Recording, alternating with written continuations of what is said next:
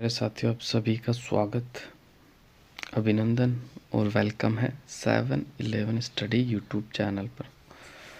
आज हम जो चर्चा करने वाले हैं वो सिविल डिप्लोमा का जीएन का जो पेपर था उसमें आपके राजस्थान जीके के टॉप 40 क्वेश्चन आपसे पूछे गए थे। उन्हीं क्वेश्चनों की अपन चर्चा करने वाले हैं। तो बढ़ते हैं क्वेश्चनों की तरफ। इससे पहले मैं आपको बता देता हूँ, कल आरपीएससी के द्वारा एक पेपर लिया गया था। पेपर था आपका कौन सा वाला, स्टैटिक्स ऑफिसर, सांख्यिकी अधिकारी का। तो कुछ बच्चे कह रहे थे सर नए जी का पूछा जाएगा, नए जी के। तो आप पेपर देख लेना कल का। एक सवाल आपका राजस्थान का जो नया जी के उसमें से नहीं बना। तो बहुत सारे यूट्यूबर्स जो है आपको भ्रमित कर रहे हैं।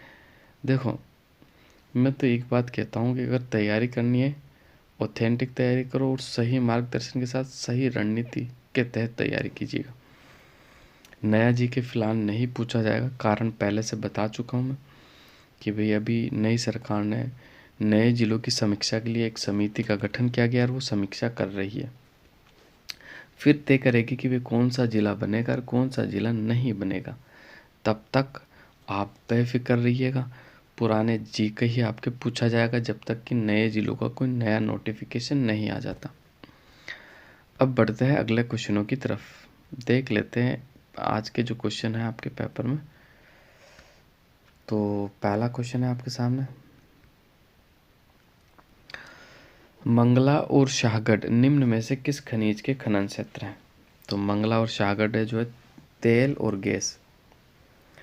मंगला में तो तेल निकलता है, शाहगढ़ में आपका गैस निकलता है। क्लियर, बिल्कुल आपको याद रखना है।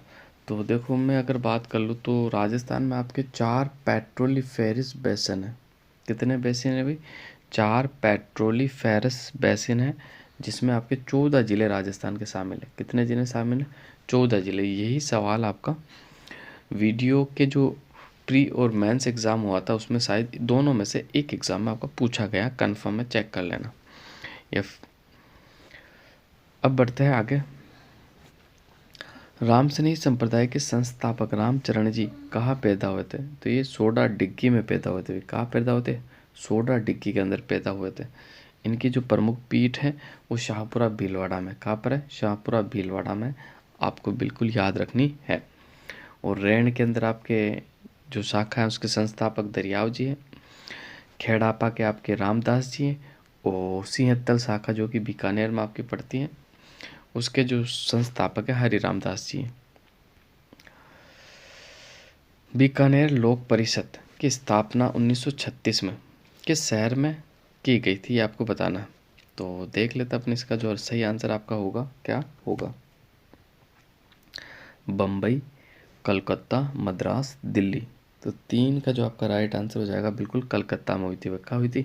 कलकत्ता के अंदर। ऑप्शन नंबर बी आपका बिल्कुल राइट आंसर हो जाएगा। नेक्स्ट, जालोर शासक कानड़देव और सुल्तान अलाउद्दीन के बीच प्रथम संघर्ष कब हुआ था? तो देखो, इस क्वेश्चन को डिलीट कर दिया गया, ठीक है, तो इसकी चर्चा हम नहीं करेंगे। अगले क्वेश्चन की तरफ बढ़ जाते हैं। धुलकोट कहाँ स्थित है? तो धुलकोट आपका आहड़। ऑप्शन नंबर डी जो है उसे ही धुलकोट आहड़ को ही कहा जाता है आपका। क्लियर, तो आपको बिल्कुल याद रखना है धुलकोट किसे कहा जाता है और धुलकोट कहाँ स्थित है। तो आहड़। तो कालीबंगा सभ्यता तो आपके हनुमानगढ़ में पड़ जाती है, बालाथल उदयपुर में, बेराट जयपुर में, और आहड़ भी आपकी उदयपुर में पड़ती है। कहाँ पड़ती है भाई? आहड़ सभ्यता आपकी। तो आहड़ सभ्यता जो आपकी पड़ती है वो उदयपुर में पड़ती है। कहाँ पड़ती है? उदयपुर के अंदर। आगे बढ़ते अगला क्वेश्चन देखते हैं। निम्नलिखित में से कौन सा संस्कार जन्म से संबंधित है, ये आपको बताना। सामला, बाण, मौसर, जड़ूला। तो ये जो जड़ूला है ना, ये जब बच्चा बड़ा हो जाता है तो उसकी लोक देवी के यहाँ ले जाकर उसके बाल यानी कटवाए जाते हैं, उसे जड़ूला कहा जाता है। सामला तो जब वर का जो पिता है वो बारातियों का स्वागत करता है, उसे सामला कहता है, विवाह से संबंधित है। मौसर ये मृत्यु भोज यानी मृत्यु की रस्म है। बाण, बाण ये विवाह से संबंधित है आपका। ठीक है, बिल्कुल आपको याद रखना है। आगे बढ़ते हैं। कौन सा रासो राजपूतों की उत्पत्ति को अग्निकुंड से संबंधित करता है? तो सात्विक अगर मैं सही आंसर की बात कर लेता हूँ तो ऑप्शन नंबर ए जो है आपका बिल्कुल राइट आंसर हो जाएगा। पृथ्वीराज रासो, कौन सा रासो भाई? पृथ्वीराज रासो जो है वो बताता है कि ये जो है इसके जो लेखक तो चंद्रप्रदा, इससे कहते हैं अग्निकुंड से आपके एक तो चौहान, चालुक्य, परमार और प्रतिहार की उत्पत्ति जो हुई है वो अग्निकुंड से हुई है। ठीक है, बिल्कुल आपको याद रखना है। हमीर रासो किसने लिखा था? जोधराज और सारंगधर के द्वारा लिखा गया। बिसलदेव रासो नल सिंह के द्वारा। ठीक है, खुमान रासो दलपत। तो इनके लेखक आप याद रखना, यहाँ से सवाल बार बार पूछे जाते हैं। क्लियर? वह दुर्ग जिसके चारों ओर खाई होती है वे दुर्ग कहलाता है, क्या कहलाता आपको बताना। तो 8 का आपका जो राइट आंसर हो जाएगा पारीक। क्या कहलाता भाई? पारीक। अब आपको याद रखना, देखो खाई का खे और पारीक का खे याद रखना, तो बिल्कुल आपको याद रह जाएगा। ठीक है, और पारीदी दुर्ग क्या होता है? जो दुर्ग के चारों ओर मजबूत दीवार होती है उसे कहते हैं पारीदी। ठीक है, एरण दुर्ग जहाँ खतरनाक झाड़ियाँ जहाँ जाना मुश्किल होता है उसे कहते हैं एरण दुर्ग। धानवन दुर्ग जो समतल या मरुस्थल में जो बना होता है उसे धानवन दुर्ग के नाम से जाना जाता है। जयानक की कौन सी कृति की रचना की? जयानक ने कौन सी कृति की रचना की? तो मैंने पहले बताया था, विजय का पीछे का जय ले लो और जयानक का आगे का जय ले लो। क्लियर? तो पृथ्वीराज विजय जो लिखा था वो जयानक ने लिखा था। किसने लिखा था? जयानक ने लिखा था। पृथ्वीराज रासो मैंने बता दिया किसने लिखा था, चंद्रप्रदाय ने लिखा था। हमीर रासो जोधराज सारंगधर द्वारा। हमीर हट किसने लिखा था, ये आप मुझे कमेंट करके बताना। खानवा का युद्ध कब लड़ा गया? तो खानवा का युद्ध जो लड़ा गया आपके 1527 ईस्वी में लड़ा गया। देखो 3 इंपॉर्टेंट युद्ध मैं आपको बताता हूँ। एक तो हल्दी घाटी का युद्ध। देखो हल्दी, पहले इसकी तिथि की बात कर लेता हूँ। कंप्लीट तिथि 16 मार्च है भाई, 16 मार्च 1527 को आपको खानवा का युद्ध लड़ा गया था। किन के मध्य लड़ा गया था? तो बिल्कुल आपको याद रखना, बाबर और महाराणा सांगा के मध्य लड़ा गया था। अब मैं बात कर लेता हूँ हल्दी घाटी का युद्ध। हल्दी घाटी का युद्ध जो हुआ था आपका कब हुआ? 18 जून 1576। किस किस के मध्य हुआ? तो बिल्कुल आपको याद रखना, मुगल और राजपूतों के मध्य हुआ था। एक तरफ तो आपके मुगल सेना का नेतृत्व कर रहे थे मान सिंह और दूसरी तरफ आपके महाराणा प्रताप, मेवाड़ के जो शासक थे उस समय महाराणा प्रताप के मध्य हुआ था। एक है आपका गिरी सुमेल का युद्ध। ये बार बार पूछे जाने वाले युद्ध के बारे में क्लियर कर रहा हूँ मैं। ये 5 जनवरी 1544 को लड़ा गया था। मालदेव और आपके शेर ससुरी के मध्य लड़ा गया था। किसके? मालदेव और शेर ससुरी के मध्य आपका ये युद्ध लड़ा गया था। तो ये सारे फैक्ट आपको याद रखना है, बहुत ही इंपॉर्टेंट जो है। मैंने युद्ध बताई, यहाँ से बार बार सवाल पूछा जाता है आपको। कौन सा दुर्ग चीला का टीला कहलाया? तो नाहरगढ़, कुंभलगढ़, जयगढ़, मेहरानगढ़। तो इसका जो राइट आंसर हो जाएगा आपका जयगढ़ हो जाएगा। कौन सा? ऑप्शन नंबर सी जो है आपका बिल्कुल राइट आंसर हो जाएगा 11 का। नाहरगढ़ आपके जयपुर में पड़ता है, कुंभलगढ़ आपका राजसमंद में पड़ता है। मेहरानगढ़ की मैं बात कर लूँ तो मेहरानगढ़ आपका जोधपुर में पड़ता है। ठीक है, और मेहरानगढ़ का जो निर्माण करवाया था वो राव जोधा ने करवाया था। किसने करवाया था? राव जोधा के द्वारा करवाया गया था। ठीक है, आगे बढ़ते हैं। क्वेश्चन नंबर 12 है कि पन्नाधाय ने जिसके जीवन को बचाया हुआ था। पन्नाधाय ने किसके जीवन को बचाया? तो पन्नाधाय ने आपके महाराणा उदय सिंह के जीवन को बचाया था, जो कि महाराणा प्रताप के पिता थे।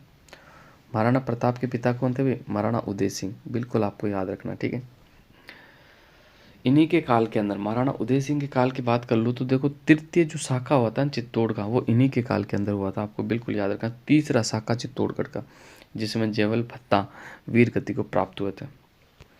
पढ़ते हैं अगले क्वेश्चन की तरफ, देख लेते हैं अगला क्वेश्चन आपका क्या है। तो अगला क्वेश्चन आपका ये है,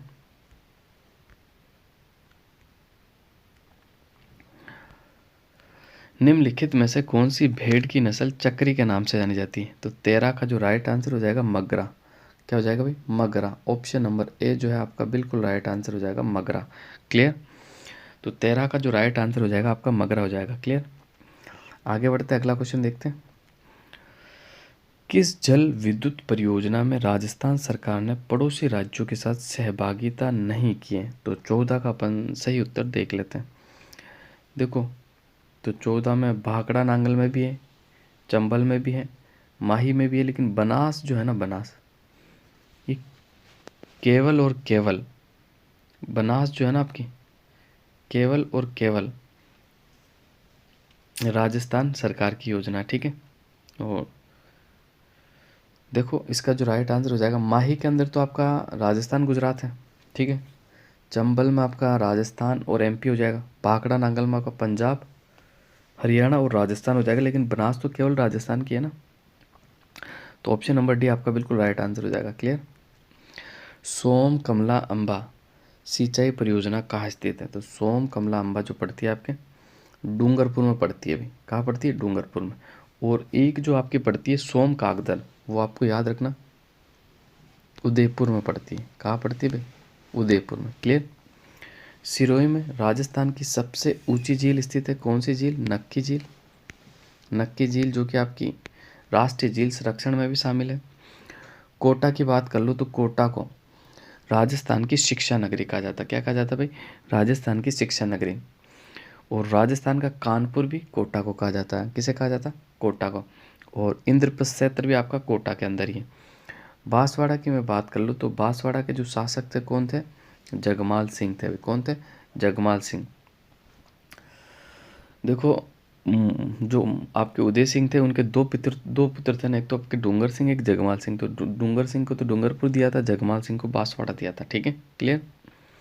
अब बढ़ते हैं अगले क्वेश्चन की ओर। 16वां क्वेश्चन, राजस्थान की निम्नलिखित झीलों में से राष्ट्रीय झील संरक्षण कार्यक्रम के अंतर्गत नहीं आती हैं। तो इसका जो सही आंसर हो जाएगा कोलायत हो जाएगा। ठीक है, क्लियर। अब देखो आना सागर, फतेह सागर, पिछोला, 3 झील तो ये हो गई। टोटल इसमें 6 झीलें आपकी शामिल है। और ये सवाल कई बार बन चुका, इसलिए बिल्कुल आप अपने नोट्स में ऐड करिएगा और याद रखना आपको। आना सागर के बाद एक है आपकी पुष्कर, ठीक है। और मैं बात कर लूँ तो एक है आपकी नक्की झील और एक है आपकी मान सागर झील जो कि जयपुर में पड़ती है। ठीक है, मान सागर झील जो कि कहाँ पड़ती है? जयपुर में।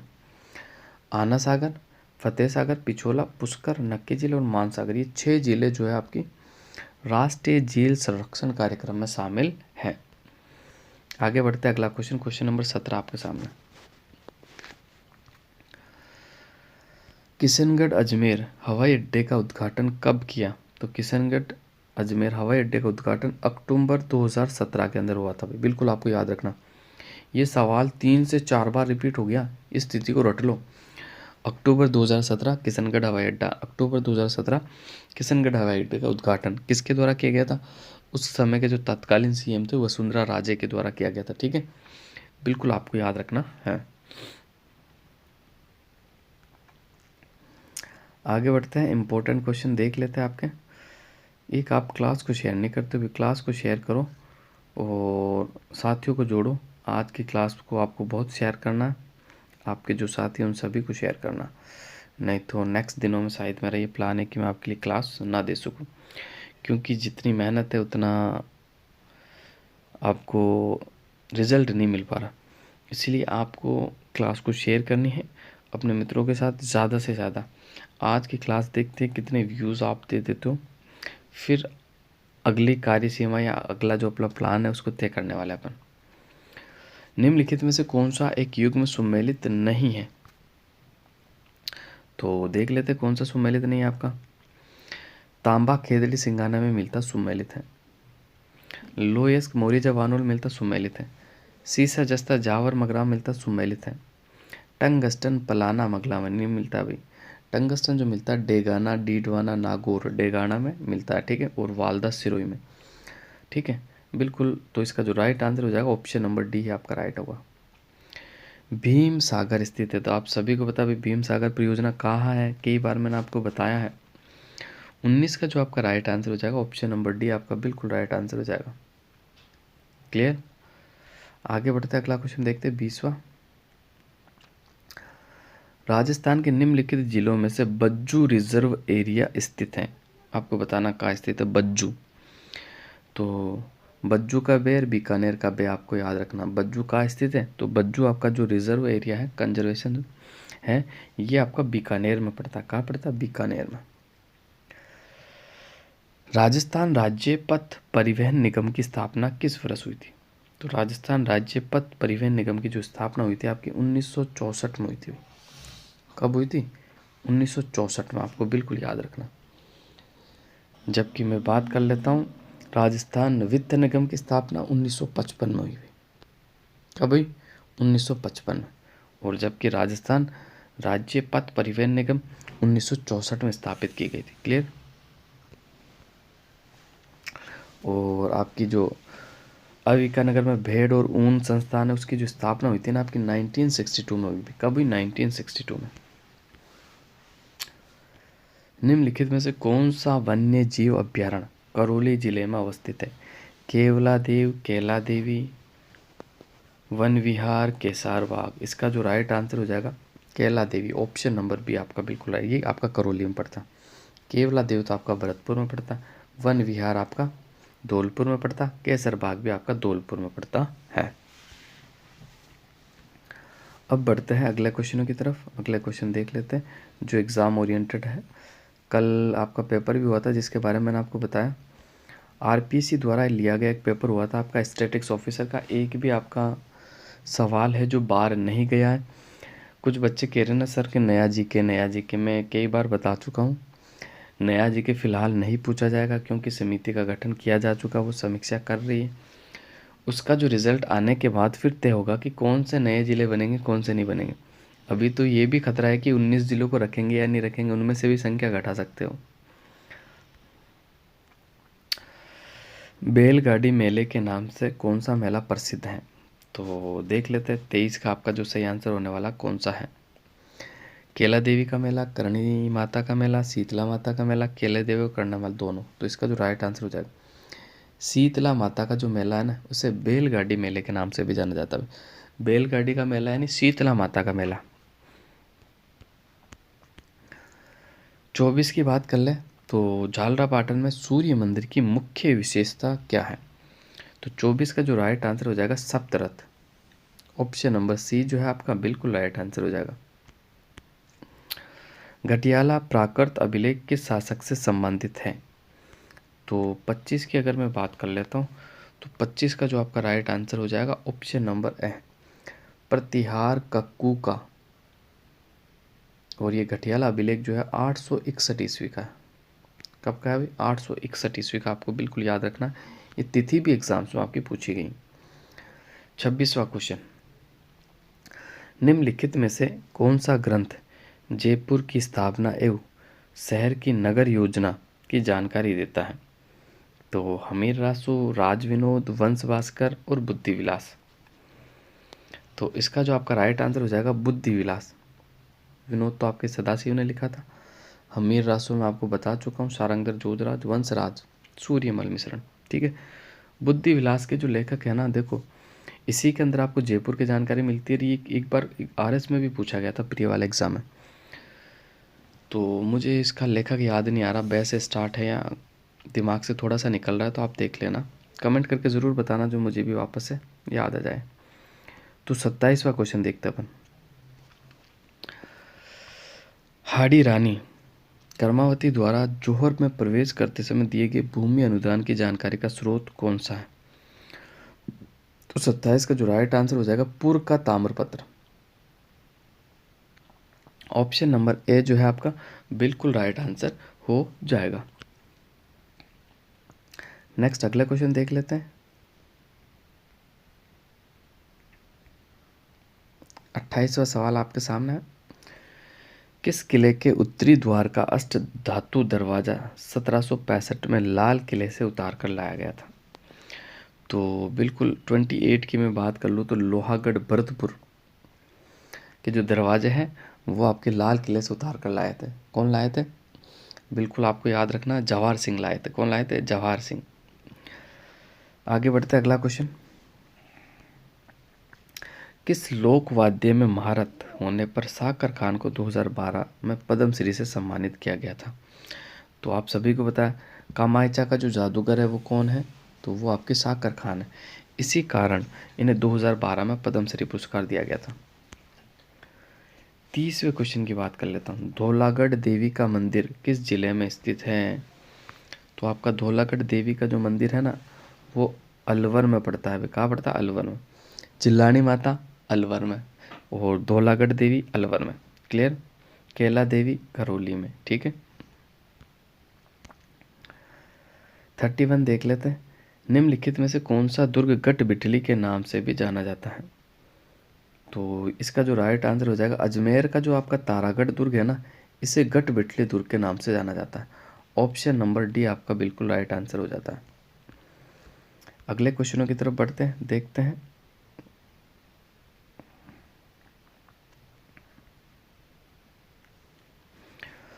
राजस्थान के उत्तर से दक्षिण की लंबाई, तो राजस्थान से उत्तर की दक्षिण की लंबाई मैं बता देता हूँ। राजस्थान से उत्तर से दक्षिण की लंबाई है 826। मैंने एक छोटी सी ट्रिक बताई थी कि कभी कंफ्यूज मत होना। राजस्थान का जो सीना है ना, वो चौड़ा है, तो ये लंबाई भी ज़्यादा होगी 869, और ये आपकी ऑटोमेटिक आपको पता पड़ जाएगा 826 है। क्लियर? और मैं बात कर लेता हूँ कुछ और बिंदु पे, तो आपको याद रखना 10.41%। पूरे भारत देश का राजस्थान का कितना क्षेत्रफल है? तो पूरे भारत देश के अनुसार तो 10.41 हिस्सा रखता है पूरे भारत देश का क्षेत्रफल का राजस्थान, जो कि राजस्थान क्षेत्रफल की दृष्टि से भारत का सबसे बड़ा राज्य भी है।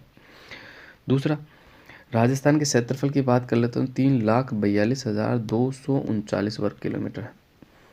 राजस्थान की स्थलीय सीमा की बात कर लेते हैं तो 5,920 किलोमीटर है। राजस्थान की अंतर्राष्ट्रीय सीमा की बात कर लेता हूँ तो 1,070 किलोमीटर है। राजस्थान की अंतर्राज्यीय सीमा की बात कर लेता हूँ तो 4,850 है। राजस्थान में कुल कितना पशुधन पाया जाता है पूरे भारत का? तो आपको याद रखना 10.58%। कितना? 10.58%। राजस्थान में रेगिस्तान कितना पाया जाता है? तो 61.11% पर आपके रेगिस्तान पाया जाता है। बिल्कुल आपको याद रखना है। राजस्थान में कुल बकरियों की संख्या कितनी है? तो 20.84 लाख राजस्थान में बकरियों की संख्या। किसकी? बकरियों की संख्या है। और आपको याद रखना 60.5 क्या है? तो ये आंतरिक अपवाह नदियाँ जो है उनका क्षेत्रफल है। ठीक है। इसके अलावा चंबल का जो है अपवाह क्षेत्र प्रतिशत में काउंट करें तो 20.90% है। आरपीएससी द्वारा पूछा गया सवाल है। लूनी नदी का अपवाह क्षेत्र 10.40% है। कितना है? 10.40%। पूरे भारत की कितनी जनसंख्या राजस्थान में निवास करती है? तो 5.66% राजस्थान में निवास करती है। कितनी भी? 5.66% राजस्थान में निवास करती है। तो ये सारे फैक्ट जो मैंने आपको बताए बड़े इंपॉर्टेंट फैक्ट है, और सारे ही फैक्ट आपको याद रखने ही होंगे। क्लियर? कागदी पिकअप जल ग्रहण करता है, तो 33 वाला यानी कागदी पिकअप बांध कौन सा है आपको बताना है। तो 33 का जो आपका राइट आंसर हो जाएगा माही बजाज सागर आपका कागदी पिकअप बांध है। ठीक है। बिल्कुल आपको याद रखना ऑप्शन नंबर बी है जो आपका बिल्कुल राइट आंसर हो जाएगा। कांग्रेस घास क्या है? तो 34 की अगर मैं बात कर लूँ तो कांग्रेस घास क्या है? एक खरपतवार है भाई। क्या है? खरपतवार है। ऑप्शन नंबर ए जो है आपका बिल्कुल राइट आंसर हो जाएगा। इसमें आपका ऑप्शन नंबर जो डी वाला है ना, वो बिल्कुल सुमेलित नहीं है। वर्टिसोल जो है ये तो हाड़ौती के पठार में पाई जाती है ना, हाड़ौती के पठार में पाई जाती थी, ये सुमेलित आपका नहीं है। क्लियर? बिल्कुल आपको याद रखना ऑप्शन नंबर डी जो है आपका बिल्कुल राइट आंसर हो जाएगा। नेक्स्ट, राजस्थान में अधिकतम प्रशासनिक वन क्षेत्र निम्नलिखित श्रेणियों में से संबंधित है। सबसे ज़्यादा वन आपका संरक्षित वन है भाई। ठीक है। आरक्षित वन उससे कम है, अवर्गीकृत वन सबसे कम है। आरक्षित वन 37.05 है।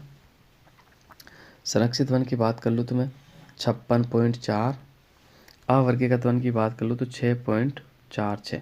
क्लियर? ये सारे से आपको याद रखना है। आगे बढ़ते हैं, अगला क्वेश्चन देखते हैं। क्वेश्चन नंबर आपका 37 आपके सामने। राजस्थान में निम्नलिखित में से किस स्थान पर उड़न गिलहरियाँ पाई जाती है? तो उड़न गिलहरियाँ आपकी जो पाई जाती है ना, वो सीता माता अभ्यारण्य में पाई जाती है। कहाँ पाई जाती है भाई? सीता माता अभ्यारण्य में पाई जाती है। क्लियर? और ये सीता माता अभ्यारण्य आपके प्रतापगढ़ में पड़ता है। कहाँ पड़ता है भाई? प्रतापगढ़ में। ठीक है। Mukundra hills park. ठीक है। और ये राजस्थान की आपकी तीसरी टाइगर परियोजना भी है। ठीक है। और दूसरी टाइगर परियोजना आपकी सरिस्का है जो कि अलवर में पड़ती है। कहाँ पड़ती है? अलवर के अंदर आपकी पड़ती हैं। इसके अलावा मैं अगले क्वेश्चन की तरफ बढ़ता हूं, तो अगला क्वेश्चन अपन देख लेते हैं। क्वेश्चन नंबर कौन सा, 38। राजस्थान वानिकी एवं जैव विविधता परियोजना किसके द्वारा प्रायोजित है? तो 38 का जो राइट आंसर हो जाएगा जापानीज इंटरनेशनल कोऑपरेशन एजेंसी, जिसे की शॉर्ट फॉर्म क्या है, जाइका। आपने सुना होगा नाम जाइका। तो ये जाइका द्वारा आपकी संचालित है। आज ये आपकी आखिरी क्लास है, इसके बाद आपको क्लास नहीं मिल पाएगी। तो आप सभी साथियों से एक ही रिक्वेस्ट है, आप कोई भी अच्छा यूट्यूब चैनल सर्च करके उन्हें ज्वाइन कर ले और अपनी तैयारी को ज़रूर कंटिन्यू रखें। क्योंकि मेरे इस चैनल पे क्या, मुझे जितनी मेरी मेहनत लग रही है ना उतना रिज़ल्ट नहीं मिल रहा, तो शायद मैं अब आपको क्लास उपलब्ध नहीं करवा पाऊँगा। क्योंकि मेरा हर वीडियो पे लगभग आप देख लेना कितने व्यूज़ आते हैं। बल्कि मैं मेहनत अच्छे से करता हूँ, सारा समय भी देता हूँ, लेकिन रिज़ल्ट नहीं मिल पा रहा। तो आप क्लास को शेयर भी नहीं करते हो वैसे भी। तो आज आपकी आखिरी क्लास है, अब आपको क्लास नहीं मिलेगी। लेकिन आप अपनी पढ़ाई को मत छोड़ना, कोई भी अच्छा सा चैनल आप देख के ज्वाइन कर लेना, ठीक है। 39 की बात कर लेता हूँ। राजस्थान में बंजर भूमि विकास कार्यक्रम क्रियान्वित होता है। तो 39 की जो आपकी राइट आंसर हो जाएगा ऑप्शन नंबर डी, ग्रामीण विकास और पंचायती राज विभाग के द्वारा। ऑप्शन नंबर डी जो है आपका बिल्कुल राइट आंसर हो जाएगा। क्लियर। आज का आखिरी क्वेश्चन, और आज की और वर्तमान की और भविष्य की आखिरी क्लास, अब अपनी क्लास नहीं होगी। राजस्थान का कौन सा जिला आर्द्र दक्षिणी पूर्वी मैदान के कृषि जलवायु प्रदेश में शामिल नहीं है? देखो आर्द्र दक्षिण कहा ना, तो इसमें हाड़ौती के पठार वाले सारे जिले शामिल होंगे, बूंदी, कोटा, बारा, उदयपुर शामिल नहीं होगा। तो इसका जो राइट आंसर हो जाएगा ऑप्शन नंबर सी, व्हाइट नगरी उदयपुर को कहा जाता है, पूर्व का वेनिस उदयपुर को कहा जाता है, झीलों की नगरी उदयपुर को कहा जाता है। क्लियर, बिल्कुल आपको याद रखना है। तो आज के लिए बस इतना ही, और तो अब हमारी क्लास नहीं होगी। तो आप देखो पढ़ाई मत छोड़ना, आप अच्छे से कंटिन्यू करना। मैं इसलिए क्लास नहीं बना रहा हूँ कि मुझे क्या इनपुट नहीं मिल पा रहा अच्छा सा, क्योंकि जितनी मैं मेहनत कर रहा हूँ मेरे वीडियोस आप शेयर नहीं कर पा रहे, तो 1K तक भी नहीं पहुँच पाता एक वीडियो, तो फिर वीडियो में इतनी मेहनत लगाने में कोई फ़ायदा नहीं है। तो बस इतना ही था, बाकी आप अपनी पढ़ाई को ज़रूर कंटिन्यू करें, आपकी जॉब अवश्य लगेगी, बिल्कुल